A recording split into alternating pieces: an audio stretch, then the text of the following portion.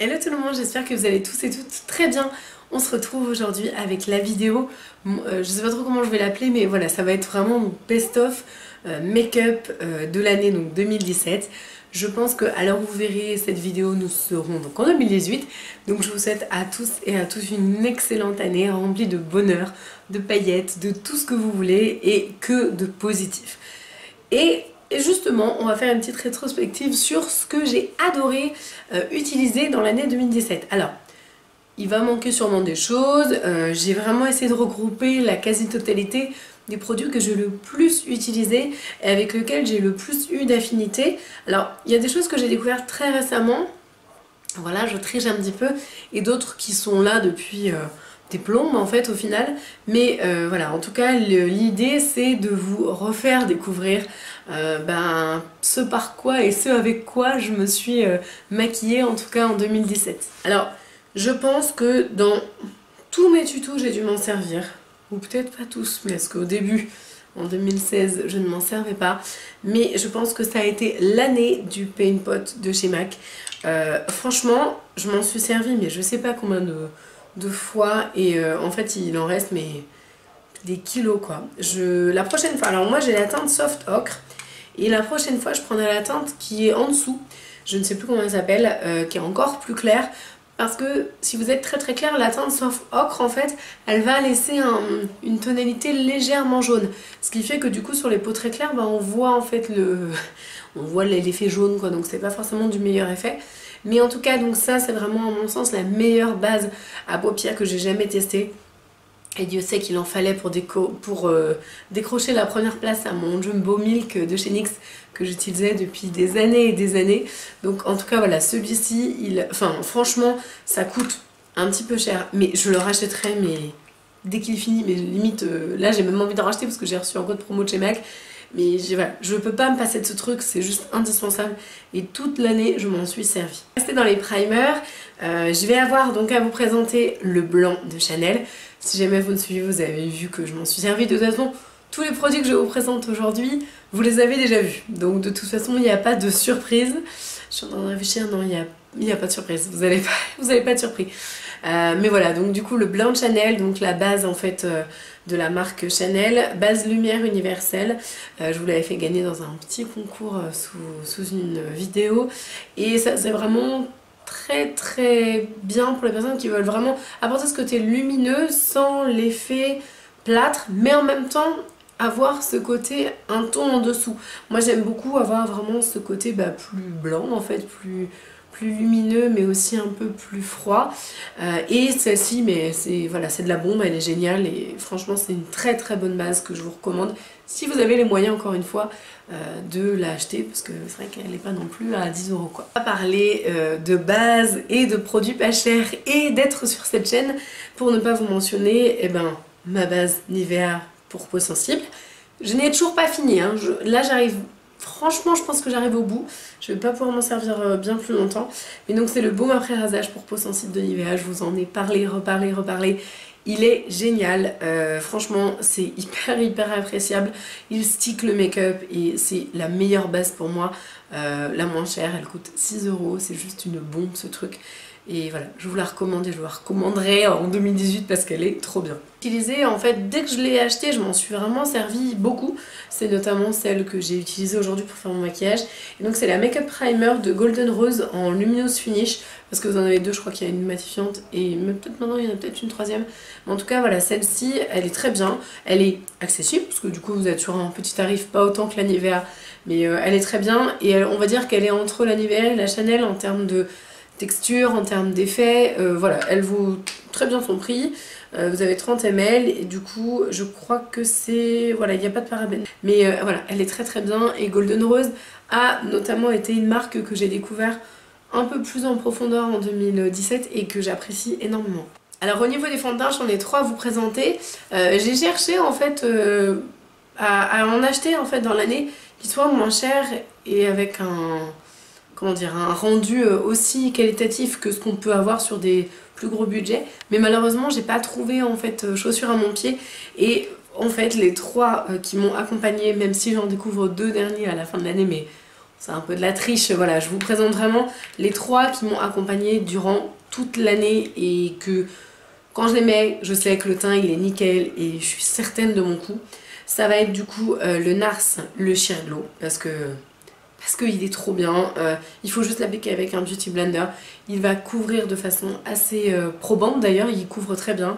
Et en même temps, il y a un fini naturel, un fini lumineux. Il est parfait, il bouge pas. Vraiment, enfin, ce fond de teint, je l'aime beaucoup. Et le seul truc qui est chiant, c'est que vous devez acheter la pompe à chaque fois. Enfin non, une fois, mais du coup vous devez acheter la pompe. Et ça c'est un petit peu un petit truc embêtant quoi. Moi j'ai la teinte Mont Blanc qui est la Light 2. Aussi le All Nighter de Urban.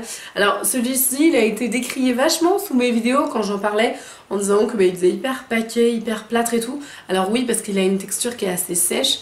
Mais moi franchement j'ai jamais eu rien à lui reprocher, il a toujours été super. Et vous voyez je m'en suis servi jusque là. Alors ça peut vous paraître pas beaucoup parce que si je l'ai utilisé en 2017, voilà, mais j'en ai tellement des fonds de teint que c'est un record. Donc voilà, donc celui-ci est vraiment très bien. J'ai la teinte 2, je m'en sers un peu quand je suis bronzée si bien que ce soit possible. Mais en tout cas voilà, j'ai la teinte 2, elle est un poil trop foncée pour moi parce que il est très pigmenté donc il va foncer d'un demi-ton. Donc il faut prendre la teinte en dessous. Donc la prochaine ce sera la numéro 1. Donc la prochaine teinte que je prendrai, ce sera le numéro 1.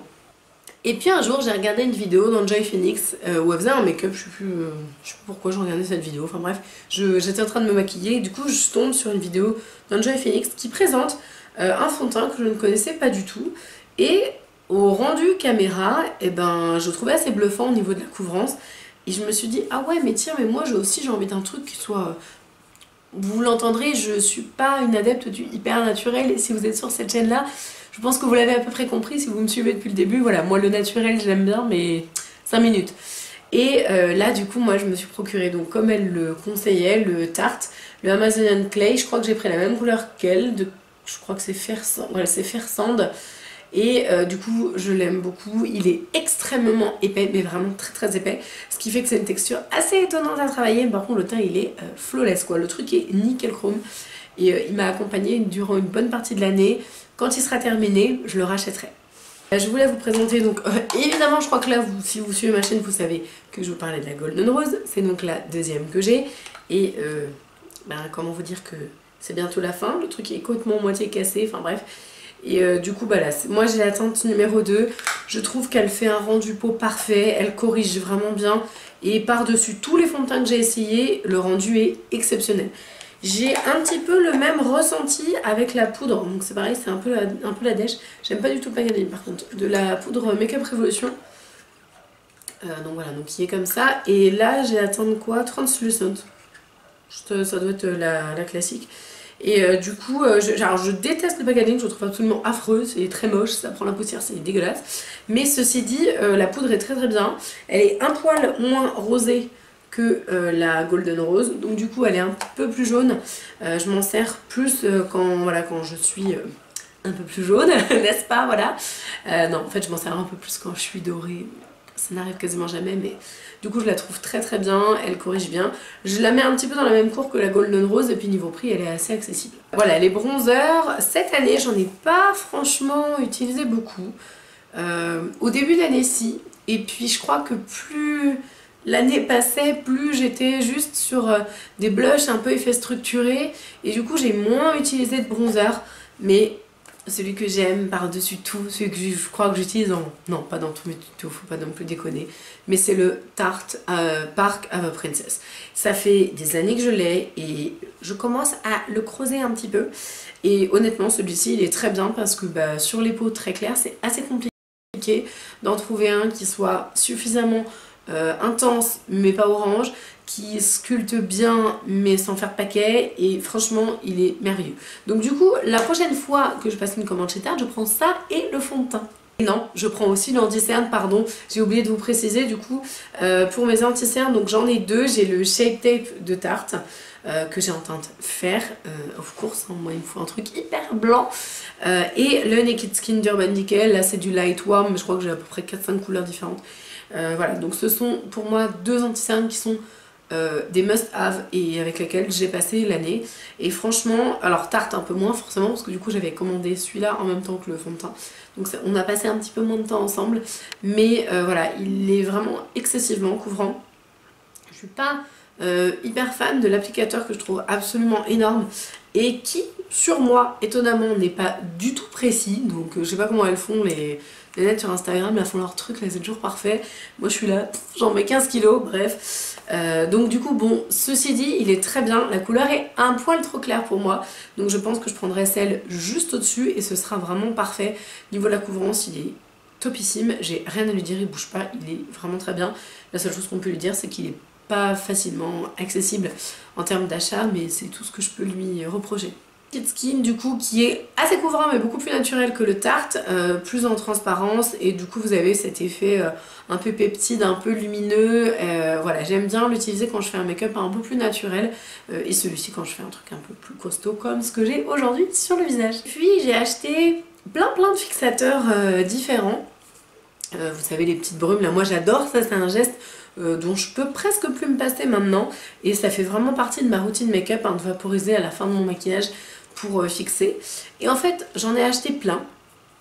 J'ai acheté des Make-up Revolution, j'ai une Too Faced, enfin bref, j'ai vraiment testé plein de choses. Et au final il y en a une que j'ai trouvée il y a pas longtemps, donc en fin d'année, mais j'avais vraiment envie de la mettre dans mon best-of parce que bah, je la trouve hyper bien. Elle est pas très chère. Je ne me souviens plus exactement du prix, mais c'est pas très cher de mémoire. Et elle est bio, donc ça c'est quand même assez appréciable. Elle fait autant le job que le fait une primer de make-up, sauf que dans la primer maquillage, vous allez avoir des agents un peu filmogènes pour forcément fixer le maquillage, ce qui est logique. Mais là vous n'en avez pas et le rendu est le même. Donc j'ai envie de dire à quoi ça sert d'aller dépenser et de se mettre un agent filmogène sur la figure alors qu'on peut l'avoir avec du bio plus naturel et tout. Franchement j'ai trouvé ça super bien. Donc en fait c'est la marque Sarmence, je connaissais absolument pas. Et du coup c'est les vignes de Loire. Donc c'est dans les pays de la Loire en fait qu'ils ont des vignes, hein. C'est un peu dans le même genre que Caudalie, voilà, mais en bio quoi. Après ils se basent pas sur les mêmes genres de produits, de marketing quoi, c'est assez différent, mais ils utilisent la vigne aussi, donc ça me fait penser un peu à Caudalie. Et du coup là c'est donc une brume de beauté rafraîchissante et hydratante et tout, donc il y a 30% d'eau de vigne dedans. Et ben franchement je la trouve hyper bien. Alors le seul truc que je peux lui reprocher, c'est qu'elle sent quand même assez fort, je trouve, l'eau de vigne du coup. Donc elle se trouve sur les sites de la marque, donc Sarmence, et vous pouvez aussi la trouver dans les pharmacies et parapharmacies je crois.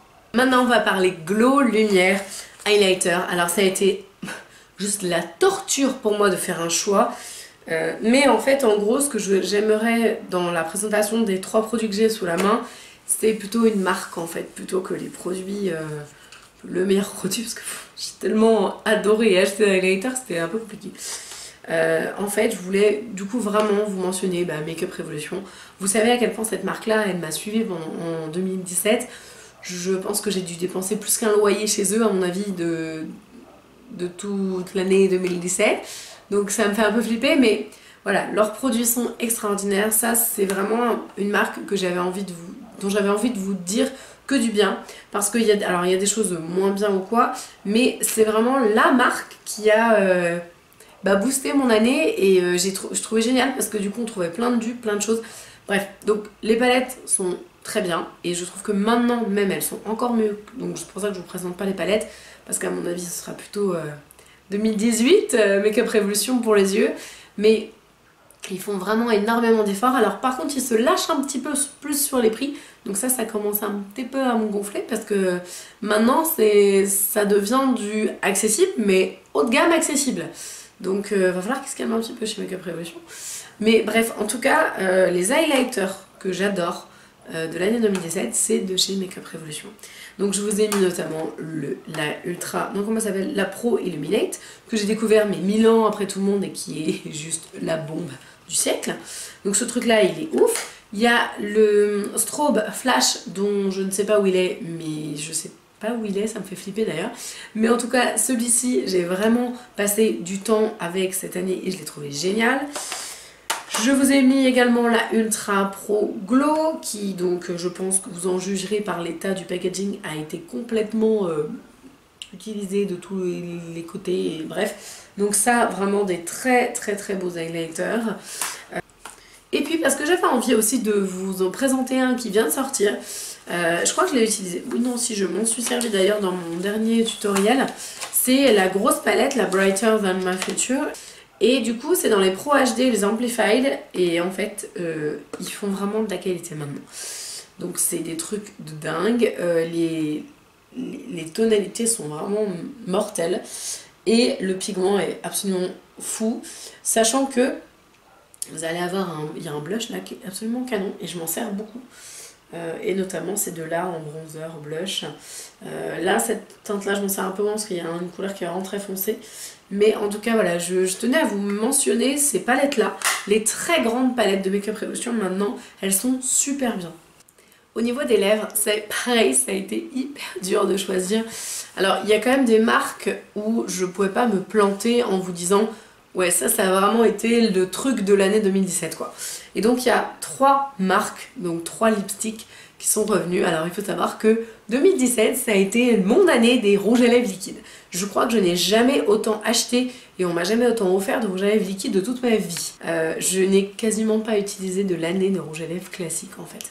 Le seul que j'ai utilisé et que j'ai adoré, c'est celui que je vous ai présenté dans mon ancienne vidéo, qui est donc mon petit cadeau de Noël, le Marc Jacobs. Mais sinon c'est tout, je n'utilise que des rouges à lèvres liquides.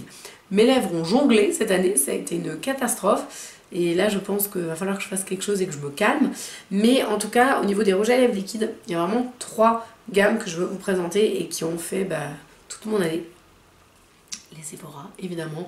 Je crois que ça, c'était mes jokers. Quand je savais pas quoi mettre, un rouge à lèvres Sephora. Et souvent, même, c'était la teinte 37. Donc, en tout cas, ça a vraiment été voilà, des best-of pour moi en rouge à lèvres liquide. Texture crème, ils s'étalent bien, ils sont parfaits, ils sèchent vite, ils collent pas. Bref, moi, j'ai absolument rien à dire, ils sont hyper bien. Les deuxièmes, au niveau de l'utilisation, on va dire quotidienne, celle que j'ai utilisée le plus. Alors là, je vous ai pris un tout petit, mais du coup, ce sont les rouges à lèvres Golden Rose, qui s'appelle Long Stay Liquid Matte Lipstick. D'ailleurs, petite info, j'étais complètement soufflée. Je vous avais mis sur Instagram une photo, parce que ça, c'est les versions miniatures, en fait. Des rouges à lèvres liquides et j'avais swatché du coup sur mon bras en fait avec le nom de ma fille. Du coup j'avais swatché toutes les couleurs des mini liquid lipstick et ils ont fait un repost en fait sur ma photo et tout et j'étais trop fière. Bon bref, le truc qui ne sert à rien mais en tout cas j'étais hyper fière de cette petite photo et en plus du coup c'est vraiment des rouges à lèvres que j'adore donc j'étais encore plus contente. Donc là c'est la teinte que je porte actuellement, c'est la numéro 22. Et ils sont extraordinaires, c'est-à-dire que vraiment je les trouve top. Pareil que les Sephora, on les sent à la limite un poil plus que les Sephora, mais du coup ce que je trouve vraiment bien c'est le format mini. Bon vous pouvez perdre aussi bien, hein, donc ça c'est un peu embêtant, mais ils sont vraiment très bien. C'est d'excellents rouges à lèvres liquides et vraiment je les recommande les yeux fermés et pareil que les Sephora, ça a vraiment été mes jokers quoi. Dès que je savais pas quoi mettre, tac, un petit rouge à lèvres Golden Rose ou un Sephora et en général ça passe partout. Et puis une autre découverte aussi en termes de rouge à lèvres liquide, ça a été aussi la marque Jeffree Star, mais là du coup ce sont les rouges à lèvres liquides de Jeffree. Là c'est la teinte originale mannequin. Je vous ai également fait des revues sur les dupes, enfin sur les copies, pas sur les dupes. Mais voilà, donc Jeffree Star, je m'en suis vachement servi en début et milieu d'année. Après, je les ai un peu zappés. Mais voilà, ils m'ont accompagné pendant un petit bout de temps. Et puis voilà, ce sont des beaux lipsticks. Alors, je parle des originaux du coup maintenant. Mais ce sont des beaux lipsticks qualitatifs. Le parfum est sympa. Ça sent super bon. Dans les rouges à lèvres liquides, j'ai hésité à vous mettre les rouges à lèvres joués. Les rouges à lèvres liquides joués parce qu'ils sont très bien aussi, mais j'ai pas passé l'année avec eux, alors du coup forcément voilà, ils sont un petit peu dans ceux que j'adore aussi, mais je les ai pas assez utilisés. Idem pour les Zoeva que j'avais envie de vous présenter, mais je m'en suis pas assez servi pour pouvoir vous les présenter dans un best-of année 2017 quoi. Et donc maintenant on va parler des palettes. S'il y a une seule marque vraiment que je devrais retenir sur 2017, enfin c'est un truc affreux, hein. Mais si toutes mes palettes devaient brûler, ou je sais pas, ou qu'il y avait le feu chez moi, et ben en fait je sauverais toutes mes palettes Juvia. Pour moi, ce sont les meilleurs que j'ai pu tester au monde. C'est le truc le plus qualitatif que j'ai jamais vu. Les textures sont dingues, que ce soit les mats, que ce soit les nacrés, que ce soit les irisés, les pailletés. Je sais même pas s'il y a des pailletés, je vous dis n'importe quoi. Enfin bref, toutes les textures sont terriblissimes. Les tonalités sont folles, les couleurs sont vibrantes, on a du pigment mais comme on n'en a jamais eu dans d'autres palettes.